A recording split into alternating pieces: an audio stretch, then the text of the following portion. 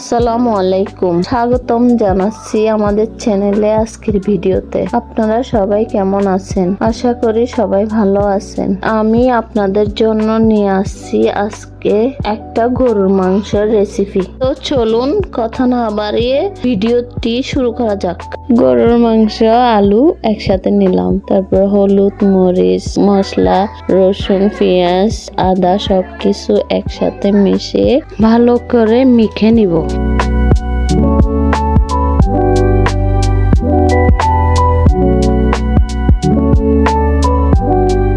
এবার মাটির চুলায় রান্না বসিয়ে দিব।